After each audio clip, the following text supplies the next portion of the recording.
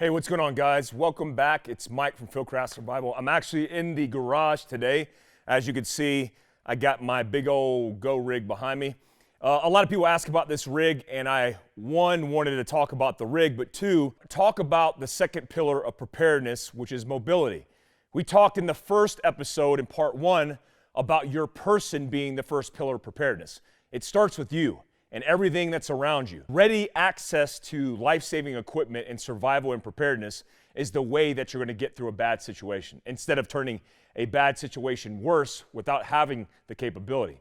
So in mobility, we're upgrading our situation, thinking it as an extension of a rucksack.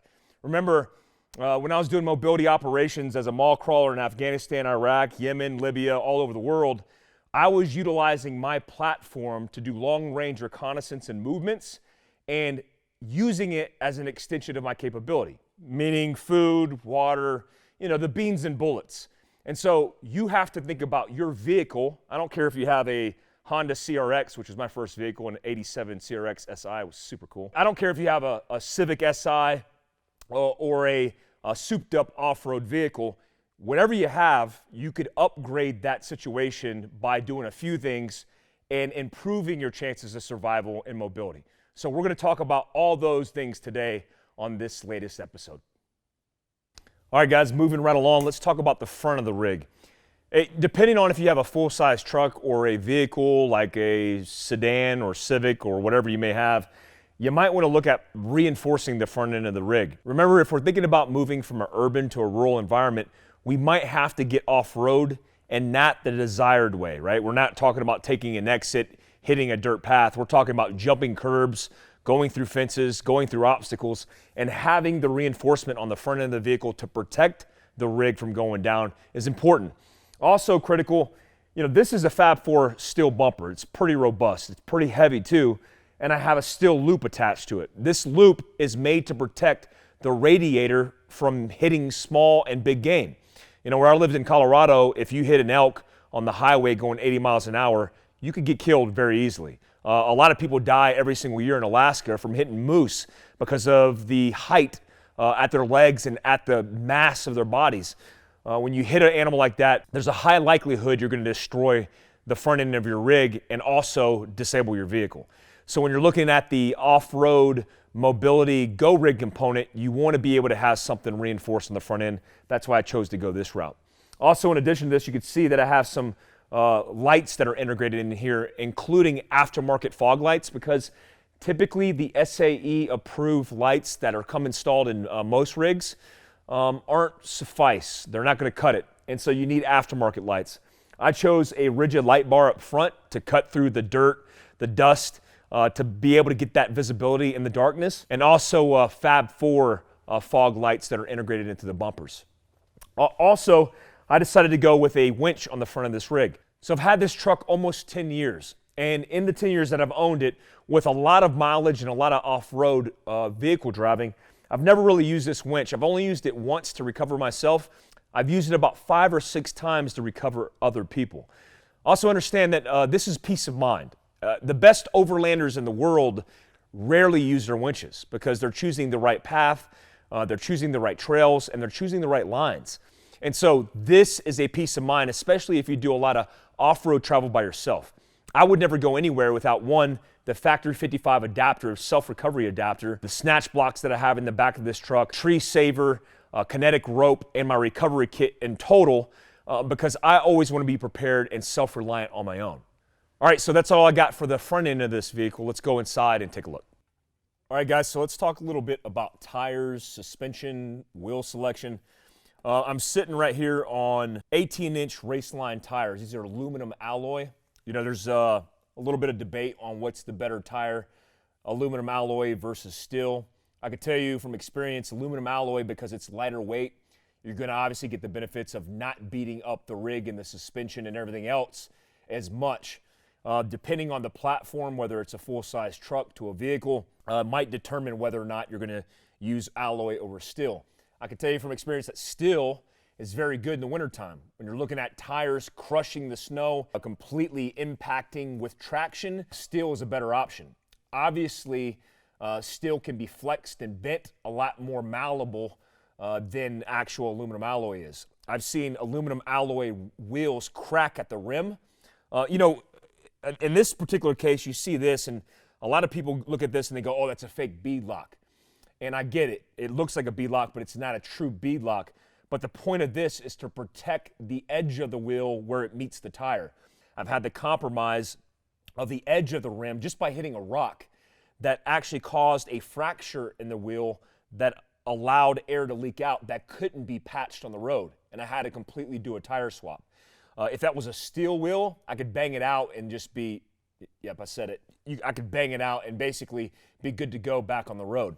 So pros and cons to both, but I chose aluminum alloy on this setup because I'm running 37-inch tires. These are 37 by 12.5 by 18, and these are Falcon Wild Peak AT3 Ws. These, honestly, for my pickup truck, which I've ran basically every single off-road tire that you could run, this is the best tire I've ever run. Look, I'm not going to have this vehicle off the road most of its time driving it. And so I weigh the ratio. Like my Jeep, for example, I have MTs, mud terrains, because I know the majority of the time is going to be spent off-road. And I want to be able to be prepared for that. Well, this one, since most of its life is going to be on-road, I chose to do an all-terrain tire, and this one is the perfect tire for me. So far, so good, good wearing. And you know what? We might do a review on it later. You want to look at all-terrain at a minimum for your Go Rig. The Go Rig Challenge, for example, I had MTs on it, and it was good, but when I'm going off-grid, depending on where you're at, I think about 70% of that trip was done on-road, and I did a lot of wear on those tires. So if you're looking at longevity, if you're looking at getting off the beaten path, there's a whole bunch of considerations, but all-terrain is a minimum. Something else to note about this truck is how jacked up it is. There's a lot of budget lifts that do a lot of bad stuff to the components and to the geometry of vehicles. This truck has a pure performance lift, which is the name of the company, that makes Baja lifts for Baja chase trucks. I actually built this as a Baja chase truck a few years ago, and so I built it out that way. This has an 8-inch lift, but it's pretty stout. I'm rocking Fox 2.0s, which isn't the most robust suspension setup that I can run in shocks, but it does the job. Everything's reinforced. I'm rocking rigid rock lights. If you work around the edge of cliffs, narrow terrain like in Colorado, you want rock lights. Rock lights gives you the extra visibility when looking out of your window, or for your passenger looking out their window, to be able to see what's on the left and right of the vehicle. Being on 37s, being with an 8+ inch lift, I want the rock lights to be able to see with some ambient light on the lefts and rights. Yeah, that's it. All right, guys, bringing you guys around the rear of the vehicle. I want you to see kind of my loadout. You know, the things that we're talking about aesthetically on your vehicle depends on really the type of vehicle you have. We're talking about my truck, so obviously I'm going to have specific equipment for my truck. In this case, we're talking about the foundations of preparedness.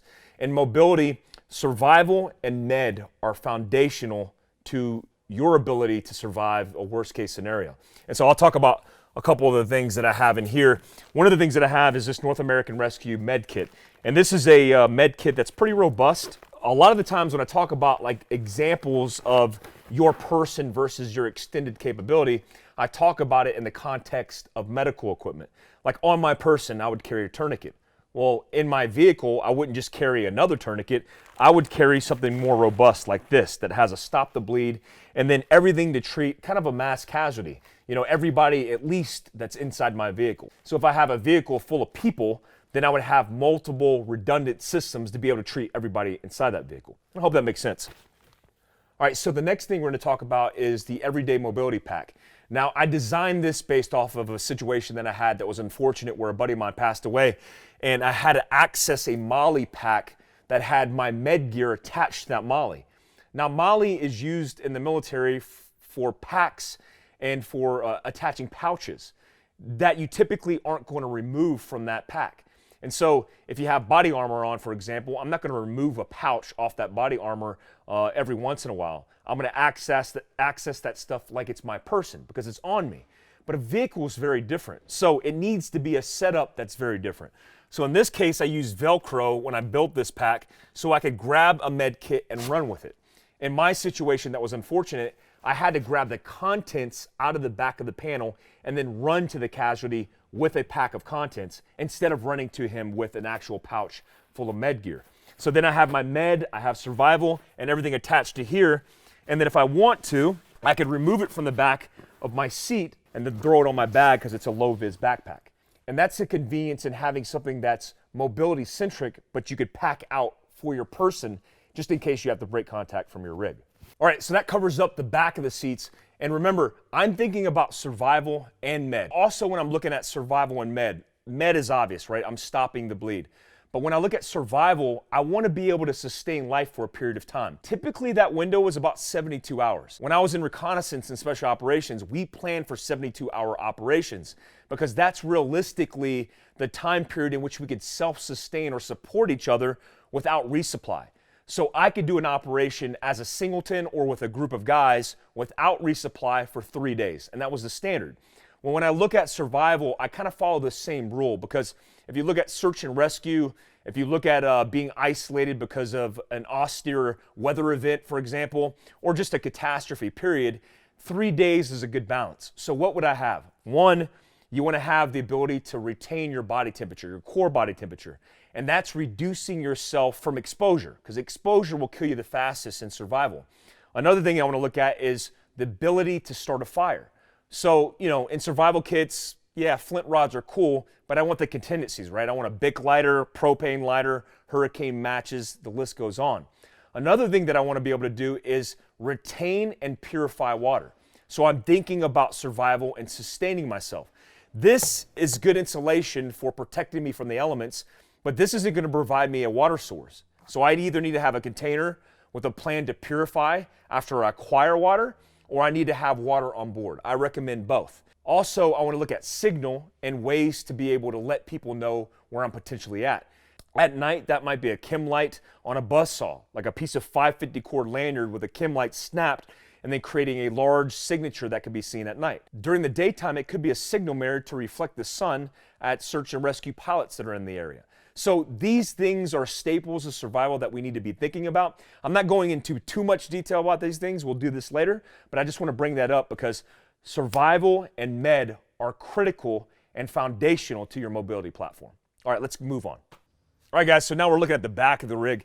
As you can see, things are a little bit different in this particular setup. I chose a soft top instead of a hard top because I like the ability to remove that anytime I need to carry stuff. Or if I want to remove this entire element and run a camper shell or a camper setup, I could do that as well. What you'll really notice is in the back of this, I have a transfer flow fuel tank, extended range fuel tank.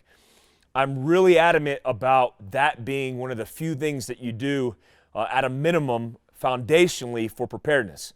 Remember, you could have a quarter of tank of gas, and that truly is the capacity and your capability in the worst case scenario, if that's all you have. So you could have all this high-speed gear, you could have your rig completely built out, and if you only have a quarter tank of gas and you don't have the ability to get any more gas, then that's all you have. That's the extent of your capability and your range. So what I like to use is, one, it's not very popular here in America. In rural America, it more so is. You can see it in Montana, Idaho, more rural parts where people have to go long periods of time and mileage-wise with no gas stations, no infrastructure. Well, that's the same thing you're going to experience in kind of a worst-case scenario where the infrastructure or the grid might go down and then you don't have the ability to resource fuel. So in this particular case, I have a transfer flow system that is an auxiliary system that's tied into my main. This adds 75 additional gallons of gas, which makes my overall about 110 gallons. For me, with an EFI Live, which this vehicle is chipped, it's got an EGR delete, it doesn't have any of the emissions, I'm looking at about 2,000 miles of range on a full tank of gas. Yes, 2,000 miles. Now, obviously there's weight considerations, right? I have 75 gallons of fuel on the back of this truck bed, but remember, this is a full-size pickup truck. Average for SUV, common Toyota 4Runner, Tacoma, etc., you're looking at anywhere from 1,300 to 1,500 pounds of payload capacity. That's not a lot.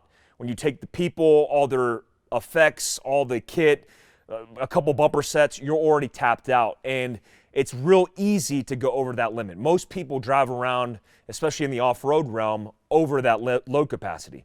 This particular vehicle, 4,000 pounds.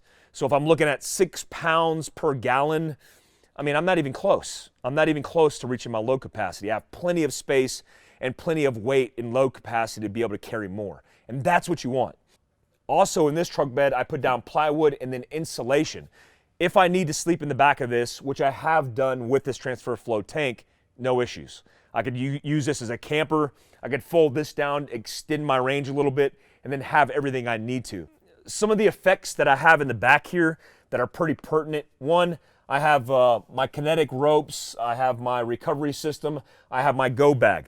This is a Tier Tactical rucksack. I always have this no matter where I go, especially if I go on the road and I'm more rural. This is my rucksack that I use for bugging out off of my rig. So let's say I'm gonna go camping and I'm gonna park my rig somewhere in the woods.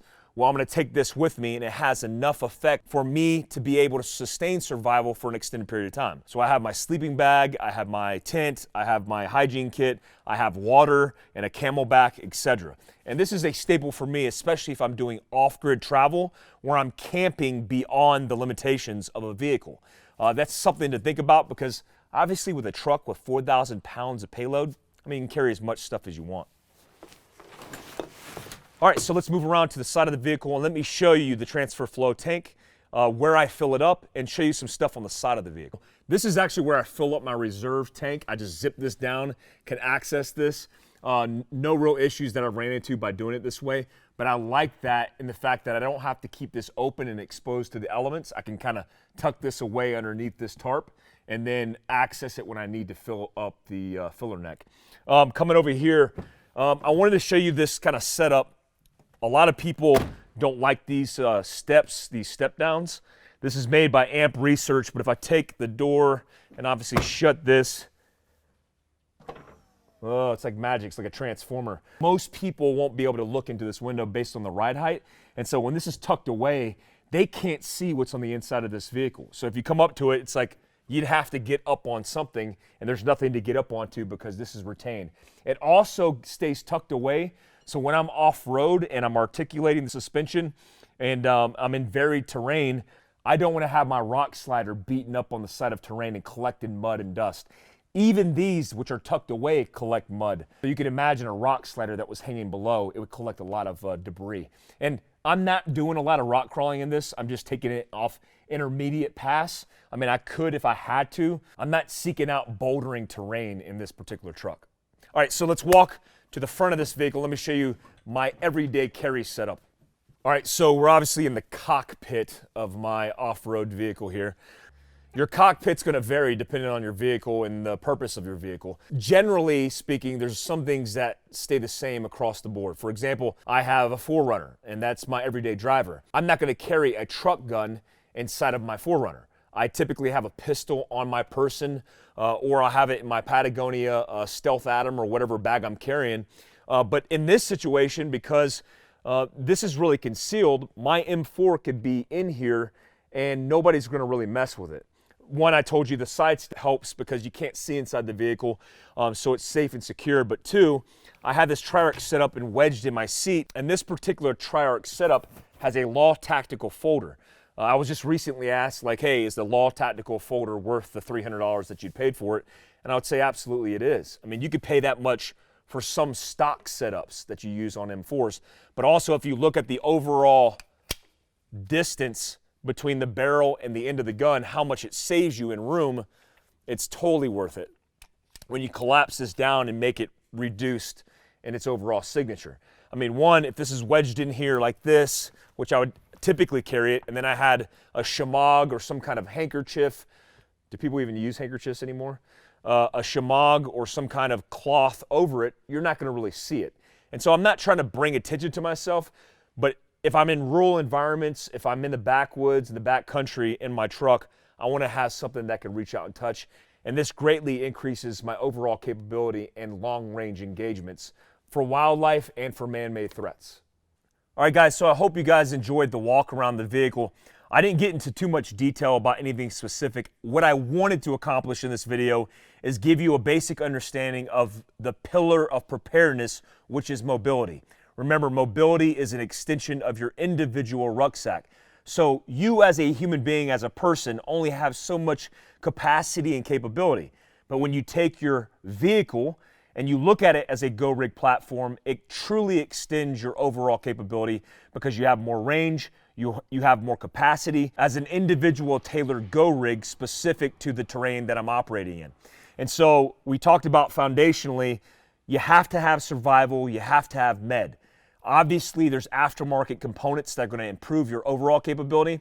If I had to give you 2 tips to work on, no matter what platform you're driving in, it's tires, all-terrain tires. I don't care if you're driving the Honda Civic, the sedan, the SUV, the van, whatever it may be, all-terrain tires are going to greatly improve your traction and your ability on and off-road. Next, I would recommend an extended fuel tank. A lot of people aren't going to be able to buy expensive fuel tanks because it's just not in the budget for you. But what you can do is you can retain the fuel in Rotopacks and jerry cans, or the little container that you carry gas at home for your lawnmower, for example. Does anybody use lawnmowers anymore? If you store your fuel at home, at least you have the ability to tap into that fuel reserve to extend your range. Remember, when the worst case scenario happens, that typically involves the infrastructure and the grid going down, at least for a period of time. So that means no electricity, which means you're not going to get access to fuel. So you have to have it in reserve. And also remember, the staples of mobility are survival and med. Always have that capability and the extension of that capability inside your Go Rig. All right, so on the next episode, we're going to be talking about the third pillar of preparedness, which is the safe house or your home, which gets us into sustaining survival for an extended period of time. If you like the content, please hit subscribe and make sure you leave a comment. And also, if you're into Fieldcraft and everything that we're doing, check us out on Facebook at Fieldcraft Survival and also our podcast, the Fieldcraft Survival Podcast. Thanks, guys. Until next time, stay alert, stay alive.